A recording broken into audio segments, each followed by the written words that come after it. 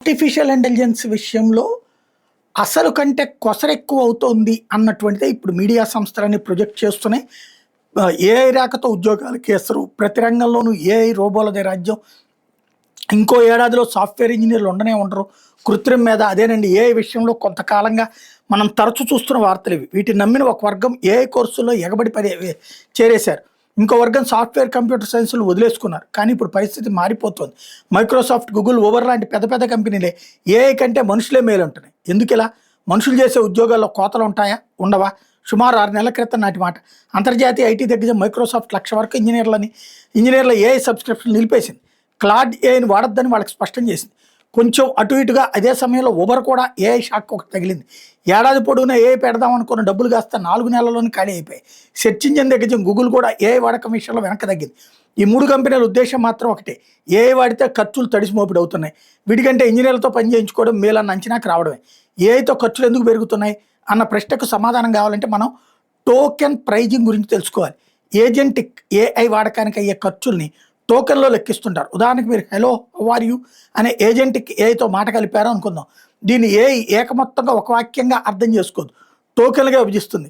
హే, లో, how, are, యూలు ఒక్కొక్కటి ఒక్కో టోకెన్ అవుతుంది అనమాట.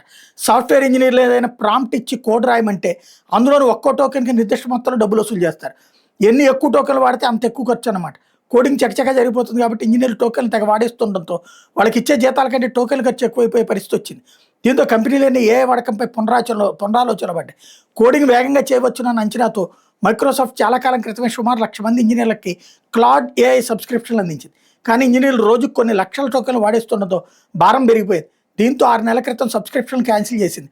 ఉద్యోగుల జీతాలు, ఇతర ఖర్చులు కలుపుకుని చూసినా ఏఐ ఖర్చులు ఎక్కువగా ఉంటున్నాయి. ఇది తగ్గితే కానీ ఏఐ విస్తృత వినియోగంలోకి రాదు అని ఎన్విడియా అప్లైడ్ డీప్ లెర్నింగ్ విభాగం వైస్ ప్రెసిడెంట్ బ్రయన్ కాటర్జానో వ్యాఖ్యానించడం పరిస్థితికి అర్థం పడుతుంది.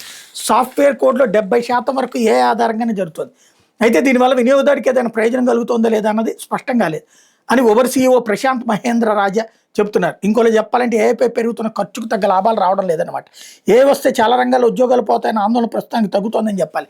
ఏఐ వాడకంపై కంపెనీలు పునరాచరణలో పడడం ఇందుకు కారణం. ప్రస్తుత పరిస్థితుల్లో ఇంజనీర్లు, అనలిస్టులు, కస్టమర్ సపోర్ట్ సిబ్బంది ఉద్యోగాలు సేఫ్. వీరి స్థానంలో ఏఐ వాడకం చాలా ఖరీదైన వ్యవహారాన్ని కంపెనీలు గుర్తించాలి. ఈ నేపథ్యంలో ఏఐతో కలిసి పనిచేయగల నైపుణ్యం అవసరం అవుతుంది. వీటిని కలిగి ఉన్న వాళ్ళకి సమీప భవిష్యత్తులో మంచి డిమాండ్ ఉంటుందని అంచనా. ఒకవేళ ఇంకో 5-10 ఏళ్లలో కంప్యూటింగ్ ఖర్చులు తగ్గితే కోడింగ్, డాక్యుమెంటేషన్ వంటివి ఏఐలో చేస్తాయి. కానీ వాటిపై మానవ పర్యవేక్షణ తప్పనిసరి అవుతుందని నిపుణులు చెప్తున్నారు. మొత్తం మీద చూస్తే ఏఐతో మన ఉద్యోగాలకు వచ్చిన ముప్పేమీ లేదు. ఉత్పాదకతను పెంచడంలో మాత్రం ఏఐ సహకారం అవసరం అవుతుంది. దీర్ఘకాలంలో ఏమవుతుంది అన్నది మాత్రం కాలమే చెప్పాలి.